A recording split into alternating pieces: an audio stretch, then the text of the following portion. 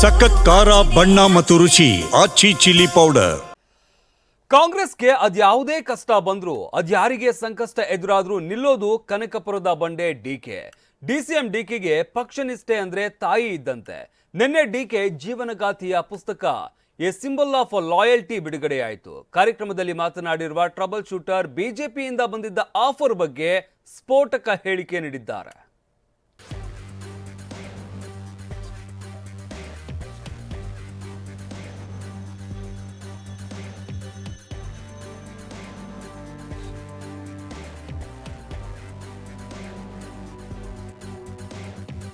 ಕಾಂಗ್ರೆಸ್ ಪಾಳೆಯದ trouble shooter, ರಾಜ್ಯ ರಾಜಕೀಯದ ಪವರ್ಫುಲ್ ಲೀಡರ್, ರಾಜಕೀಯ ತಂತ್ರಗಾರಿಕೆಯ ಮಾಸ್ಟರ್, ಸಿಎಂ ರೇಸ್ನಲ್ಲಿರೋ ನಾಯಕ ಡಿಸಿಎಂ ಡಿಕೆ ಶಿವಕುಮಾರ್ ಸ್ಫೋಟಕ ಮಾಹಿತಿಯೊಂದನ್ನು ಬಿಚ್ಚಿಟ್ಟಿದ್ದಾರೆ.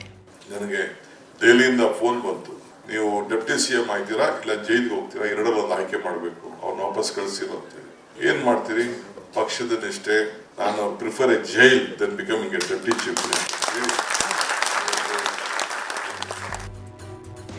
ಡಿಕೆಶಿ ಜೀವನ ಪಯಣ ಕುರಿತು ಪುಸ್ತಕ ಬಿಡುಗಡೆ, ಹಲವು ವಿಚಾರ ಬಯಲು. ಬೆಂಗಳೂರಿನ ಎಫ್ಕೆಸಿಸಿಐ ಸಭಾಂಗಣದಲ್ಲಿ ನಿನ್ನೆ ಡೈರೆಕ್ಟರ್ ಕೆಎಂ ರಘು ಅವರು ರಚಿಸಿರುವ ಡಿಕೆಶಿ ಅವರ ಜೀವನ ಕುರಿತ a symbol of loyalty DK Shivakumar ಪುಸ್ತಕ ಲೋಕಾರ್ಪಣೆಯಾಯಿತು. ಈ ಪುಸ್ತಕ ಬಿಡುಗಡೆ ಮಾಡಿದ ಡಿಕೆಶಿ ಹಲವು ಸ್ಫೋಟಕ ವಿಚಾರ ಬಿಚ್ಚಿಟ್ಟಿದ್ದಾರೆ. 2019ರಲ್ಲಿ ಕಾಂಗ್ರೆಸ್ ಜೆಡಿಎಸ್ ಸಮ್ಮಿಶ್ರ ಸರ್ಕಾರದ ಅವಧಿಯಲ್ಲೇ ಡಿಕೆಶಿ ಅವರನ್ನ ಬಿಜೆಪಿಗೆ ಸೆಳೆಯೋ ಪ್ರಯತ್ನಗಳಾಗಿದ್ವು. ಇದನ್ನ ಸ್ವತಃ ಡಿಕೆ ಶಿವಕುಮಾರ್ ಅವರೇ ಈಗ ಬಹಿರಂಗಪಡಿಸಿದ್ದಾರೆ. ಡಿಸಿಎಂ ಬೇಕೋ ಜೈಲು ವಾಸ ಬೇಕೋ, ಬಿಜೆಪಿಯಿಂದ ಬಂದಿತ್ತು ಆಫರ್. ಪಕ್ಷನಿಷ್ಠೆಗಾಗಿ ಜೈಲು ವಾಸ ಆಯ್ಕೆ ಮಾಡಿಕೊಂಡಿದ್ದೆ, ಸತ್ಯ ಬಿಚ್ಚಿಟ್ಟ ಬಂಡೆ. ಬೆಂಗಳೂರಿನ 3 ಕಾಂಗ್ರೆಸ್ ಶಾಸಕರು ಸೇರಿ ಹಲವು ಮಂದಿ ಕಾಂಗ್ರೆಸ್ಗೆ ರಾಜೀನಾಮೆ ಕೊಟ್ಟು ಬಿಜೆಪಿ ಕಡೆ ಮುಖ ಮಾಡಿದ್ರು. ಅವತ್ತು ಕನಕ್ಪುರದಲ್ಲಿದ್ದ ನಾನು ಓಡೋಡಿ ಬಂದು ನಮ್ಮ 5-6 ಶಾಸಕರನ್ನ ಕ್ವಾರ್ಟರ್ಸ್ಗೆ ಕರ್ಕೊಂಡು ಬಂದಿದ್ದೆ. ಆಗ ದೆಹಲಿಯಿಂದ ನನಗೆ ಫೋನ್ ಬಂದಿತ್ತು. ಇನ್ಕಮ್ ಟ್ಯಾಕ್ಸ್ ಆಡಿಟರ್ ಇಂದ ಫೋನ್ ಮಾಡಿ ಮಾತನಾಡಿಸಿದ್ರು. ಅಲ್ಲೊಬ್ಬ ಡಿಜಿ ಕೂಡ ಇದ್ದ. ಅವನು ಮಾತನಾಡ್ದ, ಡಿಸಿಎಂ ಆಗ್ತೀರಾ ಅಥವಾ ಜೈಲಿಗೆ ಹೋಗ್ತೀರಾ, ಎರಡರಲ್ಲಿ ಒಂದು ಆಯ್ಕೆ ಮಾಡಬೇಕು ಅಂತ. ಜೊತೆಗಿದ್ದ ಶಾಸಕರನ್ನ ವಾಪಸ್ ಕಳಿಸೋಕೆ ಹೇಳಿದ್ರು. ಆದ್ರೆ ನಾನು ಪಕ್ಷನಿಷ್ಠೆಗಾಗಿ ಡಿಸಿಎಂ ಬೇಡ ಅಂತ ಜೈಲು ವಾಸವನ್ನೇ ಆಯ್ಕೆ ಮಾಡಿಕೊಂಡೆ. ನಾನು ಮನಸ್ಸು ಮಾಡಿದ್ರೆ ಅಂದೇ ಡಿಸಿಎಂ ಆಗಬಹುದಿತ್ತು ಅಂತ ಡಿಕೆಶಿ ರಹಸ್ಯ ಬಿಚ್ಚಿಟ್ಟಿದ್ದಾರೆ. ಬಾಂಬೆ ವಿಚಾರ ಬಂತಾ ಇದ್ರು. ಬಾಂಬೆಕಿನ್ನ ವಿಚಾರ ನಾನು ಕನಕಪುರದಲ್ಲಿದೆ, ಕೆಲವು ನಮ್ಮ ಸ್ನೇಹಿತರು ಇಲ್ಲಿದ್ದಾರೆ, ಅವ್ರಿಗೆ ಗೊತ್ತು. ಓಡಿ ಬಂದೆ. ಅಸೆಂಬ್ಲಿ ಇಲ್ಲಿ 10 ಜನ ಹೋಗಿ ಸ್ಪೀಕರ್ಗೆ ರೆಸಿಗ್ನೇಷನ್ ಕೊಡಕ್ ಹೋಗಿದ್ರು. ಬಂದೆ ನಾನು ಕನಕಪುರದಲ್ಲಿದ್ದಾಗ. ಬಂದು ಒಂದು 5-6 ಜನ ಶಾಸಕರನ್ನ ವಾಪಸ್ ಕರ್ಕೊಂಡು ಬಂದೆ ನನ್ನ ಕ್ವಾರ್ಟರ್ಸ್ಗೆ. ಕರ್ಕೊಂಡು ಬಂದಾಗ ನನಗೆ ದೆಹಲಿಯಿಂದ ಫೋನ್ ಬಂತು. ಬಿಜೆಪಿಯಿಂದ ಯಾರಿಂದ ಬಂತು ನಾನು ಹೆಸರು ಹೇಳಕ್ ಬೇಡ. ಈಗ ನಾನು ಯಾರೊಬ್ಬ ಇನ್ಕಮ್ ಟ್ಯಾಕ್ಸ್ ಆಡಿಟರ್ ಕೈಲಿ ಫೋನ್ ಮಾಡಿ ಅವ್ರ ಫೋನಿಂದ ನನಗೆ ಮಾತಾಡ್ಸೋದು. ನನ್ನ ತಮ್ಮನೂ ನನ್ನ ಜೊತೆ ಇಲ್ಲಿದ್ದ. ಒಬ್ಬ ಡಿಜಿ ಇದ್ದ ಇಲ್ಲಿ, ಅವನು ಮಾತಾಡ್ದ. ಹೇಳ್ತಾ ಇದ್ದಾರೆ ಡೆಲ್ಲಿಯಿಂದ ಇನ್ನೊಂದು ಫೋನಲ್ಲಿದ್ದಾನೆ, ನೀವು ಡೆಪ್ಟಿ ಸಿಎಂ ಆಯ್ತೀರಾ ಇಲ್ಲ ಜೈಲ್ಗೆ ಹೋಗ್ತೀರಾ, ಎರಡರಲ್ಲಿ ಒಂದು ಆಯ್ಕೆ ಮಾಡಬೇಕು, ಅವ್ರನ್ನ ವಾಪಸ್ ಕಳಿಸಿರೋ ಅಂತೇಳಿ. ಸೊ ನಾನು ನನ್ನ ತಮ್ಮ ಇದ್ದು ಏನ್ ಮಾಡ್ತೀರಿ? ಪಕ್ಷದ ನಿಷ್ಠೆ.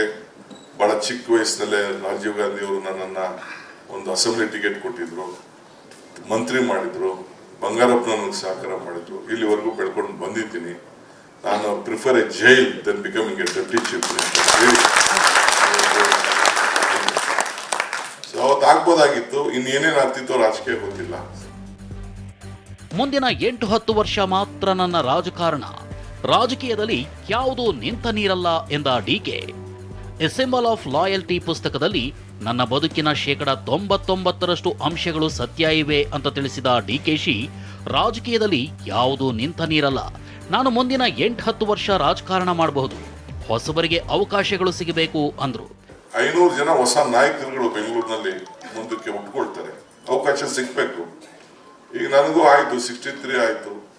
ಎಷ್ಟು ದಿನ ನಾವು ರಾಜಕಾರಣ ಮಾಡಕ್ಕಾಗ್ತದೆ? 8-10 ವರ್ಷ ಮಾಡ್ಬೋದು ಅಷ್ಟೇ. ಹೊಸಬ್ರಿಗೆ ಅವಕಾಶ ಬರ್ಬೇಕು. ನಮ್ಗೆಲ್ಲ ಸಿಗ್ತಲ್ಲ ಯಂಗ್ಸ್ಟರ್ಸ್ಗೆ. ನಾನು ದೇವೇಗೌಡರ ಕುಟುಂಬದ ವಿರುದ್ಧವಾಗಿ ರಾಜಕಾರಣ ಮಾಡಿದ್ದೀನಿ, ಆದ್ರೆ ಪಕ್ಷದ ನಿಷ್ಠೆಗಾಗಿ ನಾನು ಕುಮಾರಸ್ವಾಮಿ ಜೊತೆಗೂ ಕೈ ಜೋಡಿಸಿದ್ದೀನಿ. ನನ್ನ ವಿರೋಧಿಗಳು ಕತೆ ಕಟ್ಟಿ ಆರೋಪ ಮಾಡ್ತಾರೆ, ಆದ್ರೆ ನಾನು ಅದನ್ನು ಸ್ವಾಗತಿಸ್ತೀನಿ ಅಂತ ಹೇಳಿದ್ರು. ನಾನು ಯಾರು 30-40 ವರ್ಷ ಪ್ರಬಲವಾಗಿ ವಿರೋಧ ಮಾಡ್ಕೊಂಡು ಬಂದಿದ್ದೀನಿ, ದೇವೇಗೌಡರ ಕುಟುಂಬಕ್ಕೆ ವಿರೋಧ ಮಾಡ್ಕೊಂಡು ಬಂದಿದ್ದೀನಿ, ಅವ್ರ ಮೇಲೆ ನಿಂತಿದ್ದೀನಿ. ಅವ್ರು ಏನೇ ನಮ್ಮ ಮೇಲೆ ತೊಂದರೆ ಕೊಟ್ಟಿದ್ದಾರೆ, ಕೇಸ್ಗಳು ಹಾಕ್ಸಿದ್ದಾರೆ. ಕೊನೆಗೆ ನಾನೇ ಹೋಗಿ ನಮ್ಮ ನೀವು ಹೇಳ್ದಂಗೆ ಸೆಕ್ಯುಲರ್ ಔಟ್ಲುಕ್ಕೋಸ್ಕರ ನಮ್ಮ ಪಕ್ಷ ಹೇಳ್ತು ಅನ್ನೋ ದೃಷ್ಟಿಯಿಂದ ನಾನೇ ಕುಮಾರಸ್ವಾಮಿ ಕೈಯನ್ನು ಕೂಡ ಎತ್ತಬೇಕಾದಂತ ಒಂದು ಅನಿವಾರ್ಯತೆ ಈ ರಾಜ್ಯದಲ್ಲಿ ಬಂದದ್ದನ್ನು ಕೂಡ ನನ್ನ ಮನಸ್ಸಿಗೆ ಒಪ್ತೋ ಇಲ್ಲೋ ಅದು ಬೇರೆ ವಿಚಾರ. ಆದರೆ ಪಕ್ಷದ ನಿಷ್ಠೆಗೆ, ಪಕ್ಷದ ಒಬ್ಬ ನಾಯಕರ ಆದೇಶಕ್ಕೆ ನಾನು ಮಾಡಿದ್ದೇನೆ. RSS ಬಗ್ಗೆ ನಾನು ಸದನದಲ್ಲಿ ಮಾತನಾಡಿದ್ದೆ. ನನಗೆ ಯಾರು ಕ್ಷಮಾಪಣೆ ಕೇಳು ಅನ್ನಲಿಲ್ಲ ಎಂದ DCM. RSS ಹಾಡು ಹೇಳಿದ್ದನ್ನ ವಿವಾದ ಮಾಡಿದ್ದರ ಬಗ್ಗೆ ಪ್ರತಿಕ್ರಿಯಿಸಿದ DKಶಿ, RSS ಬಗ್ಗೆ ನಾನು ಸದನದಲ್ಲಿ ಮಾತನಾಡಿದ್ದಕ್ಕೆ ನನಗೆ ಯಾರು ಕ್ಷಮಾಪಣೆ ಕೇಳು ಅನ್ನಲಿಲ್ಲ. ನನ್ನ ಕಾರ್ಯಕರ್ತರಿಗೆ ನೋವಾಗಬಾರ್ದು ಅಂತ ಕ್ಷಮೆ ಕೇಳಿದೆ. ನೀರಿನ ಮೇಲಿನ ಹೆಜ್ಜೆ ಅನ್ನೋ ನನ್ನ ಜೀವನ ಮತ್ತೊಂದು ಪುಸ್ತಕ ನವೆಂಬರ್ 6ಕ್ಕೆ ಬಿಡುಗಡೆಯಾಗಲಿದೆ. CM ಸಿದ್ದರಾಮಯ್ಯ ಅವರೇ ಇದನ್ನ ಬಿಡುಗಡೆ ಮಾಡಲಿದ್ದಾರೆ ಅಂತ DKಶಿ ತಿಳಿಸಿದ್ರು.